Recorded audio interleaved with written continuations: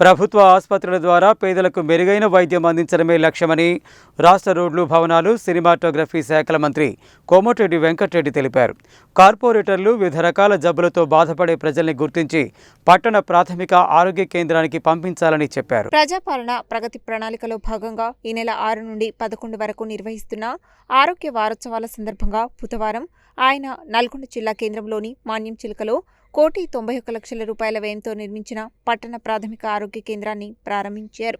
ఈ సందర్భంగా మంత్రి మాట్లాడుతూ నల్గొండ ప్రభుత్వ ప్రధాన ఆసుపత్రిలో రోగుల సంఖ్య విపరీతంగా పెరిగిపోవడాన్ని దృష్టిలో ఉంచుకుని మాన్యంచిలక పట్టణ ప్రాథమిక ఆరోగ్య కేంద్రం ద్వారా మెరుగైన వైద్యం అందించేందుకు ప్రభుత్వ నిధులతో పాటు ప్రతీక్ ఫౌండేషన్ ద్వారా 50 లక్షల రూపాయల వ్యయంతో అవసరమైన మౌలిక సదుపాయాలు, డాక్టర్లను ఏర్పాటు చేసినట్లు తెలిపారు.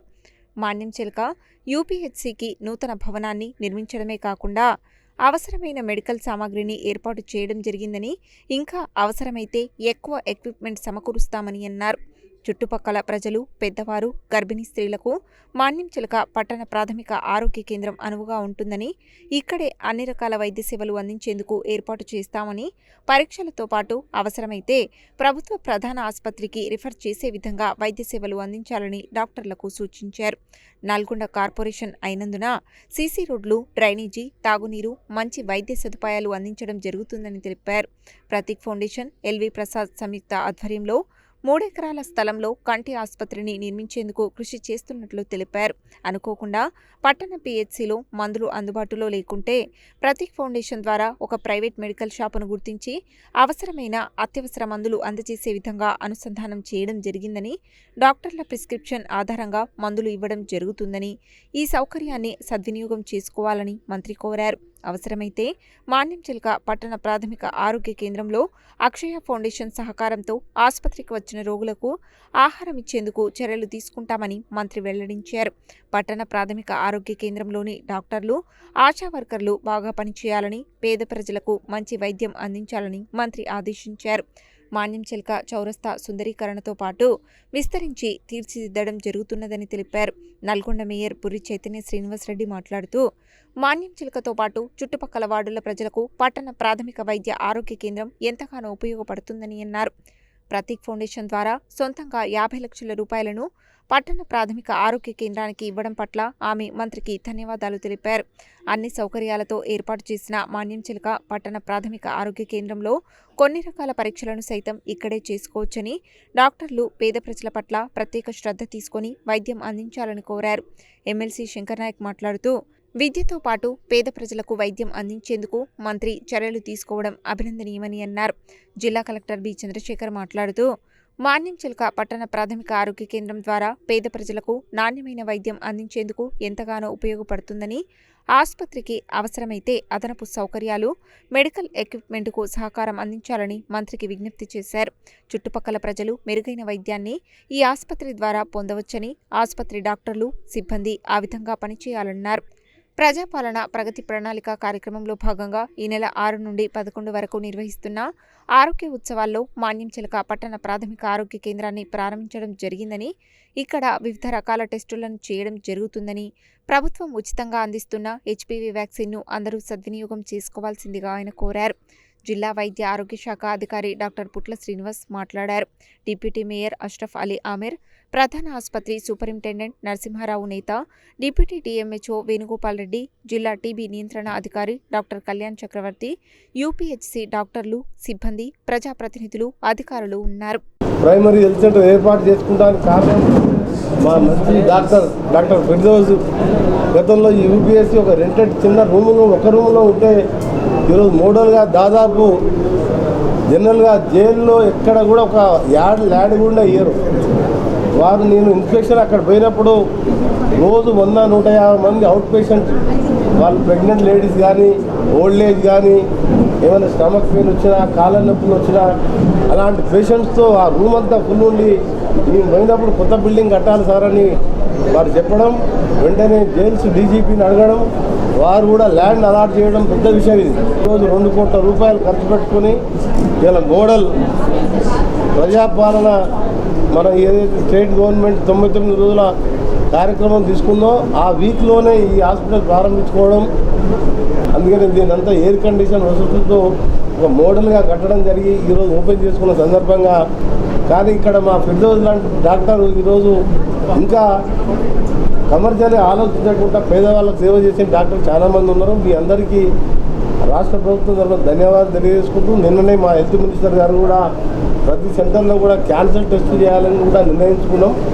అది నల్గొండలో కూడా త్వరలోనే ఈ మధ్యలోనే ఎల్వి ప్రసాద్ హాస్పిటల్ మేనేజ్మెంట్తో 2 మీటింగులు జరిగినాయి. వాళ్ళు నల్గొండలో ఒక ప్రతీక్ ఫౌండేషన్ జాయింట్ వెంచర్తో ఎల్వి ప్రసాద్ హాస్పిటల్ పెడతానికి కూడా ఇప్పటికే బోర్డు మీటింగ్లో డిసిషన్ అయింది. ఒక 3 acres ల్యాండ్ అడిగారు. పేదవాళ్ళు ఎవరు వచ్చినా మీరు రిచ్ పీపుల్ ఏ విధంగా తీసుకుంటున్నారు ట్రీట్మెంట్, సకాలంలో గవర్నమెంట్కి వెళ్ళి మెడిసిన్స్ రాకుండా ఇంకేమన్నా వీక్ ఉన్న ప్రెగ్నెంట్ లేడీసు ఆ టైం తగ్గట్టు వెయిట్ పెరగకపోతే మీరు ఇచ్చే మెడిసిన్స్ కావాలన్నా కూడా నా సొంతంగా ఇవ్వడానికి అన్ని ఏర్పాట్లు కూడా చేయడం జరిగింది. త్వరలోనే లైన్వాడ, పానగాల్ పిఎస్సీలు కూడా చేస్తే ఇప్పటికీ నల్గొండ గవర్నమెంట్ హాస్పిటల్ మీరు చూసిండ్రు మొత్తం ఎయిర్ కండిషన్ చేయడంతో పాటు డాక్టర్ నాగేశ్వర రెడ్డి గారిని తీసుకొచ్చి అమెరికా నుంచి ల్యాప్రోస్కోప్ మిషన్ తీసుకొచ్చి ఇక్కడ సర్జరీస్ కూడా ఇక్కడే చేస్తున్నాం. దాదాపు 150 సర్జరీస్ చేయడం జరిగింది. స్పెయిన్కి వెళ్ళి దాదాపు 12 బేబీ బార్బర్ తెచ్చి ఇంకా గ్లూకోమా మిషన్స్ ఐ టెస్టింగ్ కోసం కనగల్ పిఎస్సీలో జీజీహెచ్లో పెట్టాం. ఇప్పుడు ఇక్కడ కూడా పెడుతున్నాం. ఇక్కడ కూడా ఐ టెస్ట్ పెట్టి వాళ్ళకి ఏమైనా ప్రాబ్లమ్స్ ఉన్నట్టయితే ఇక్కడనే ఫ్రీగా గ్లాసెస్ కూడా ఇచ్చే విధంగా ఆప్థమాలజిస్ట్ కూడా పెట్టాలని చెప్పి అదనపు డాక్టర్ ఇవ్వాలని కలెక్టర్ గారు చెప్పడం జరిగింది. నేను మా మేయర్తో సహా ప్రజాప్రతినిధులందరికీ నాతో సహా సంతోషం, నాకు కూడా బాగా సంతోషం అనిపించింది. ఇక్కడ ఇంతమంది వచ్చే ఎయిర్ కండిషన్తో పాటు మిగిలిన ఎక్విప్మెంట్ కూడా అన్నీ తెప్పిస్తున్నాం.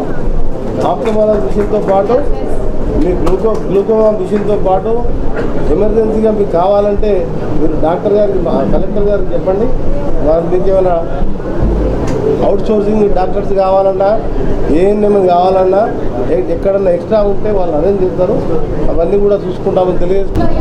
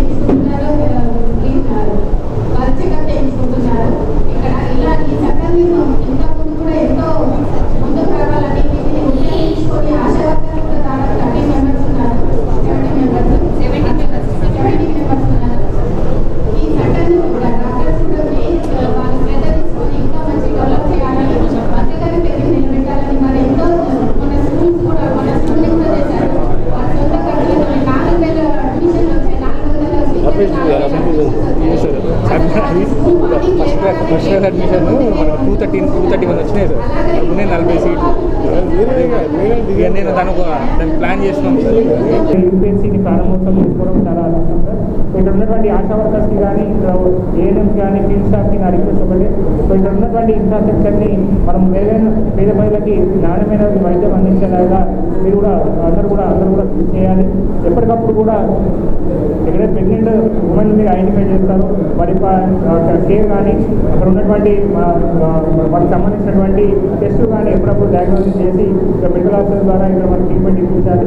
అట్లాగే మనకి హెచ్పివి వ్యాక్సినేషన్ డ్రైవ్ కూడా మనకి నడుస్తుంది సార్. ఈ హెచ్పివి వ్యాక్సినేషన్ డ్రైవ్ ద్వారా మనకు 13 years 14 years ఉన్నటువంటి ఆడపిల్లలకి ఈ వ్యాక్సినేషన్ 14 years వచ్చిన ఆడపిల్లలకి మనకు ఇవ్వడం ద్వారా మనకు ఫ్యూచర్లో ఎక్కడ సర్వైకల్ క్యాన్సర్ కానీ ఇతర మనకు డిజీజెస్ రాకుండా మనకు వారికి ముందుగానే ఒక వ్యాక్సినేషన్ ఇప్పించినట్లయితే వారికి కూడా చాలా రకాలైనటువంటి ఆరోగ్య భద్రత అనేది లభిస్తుంది సార్.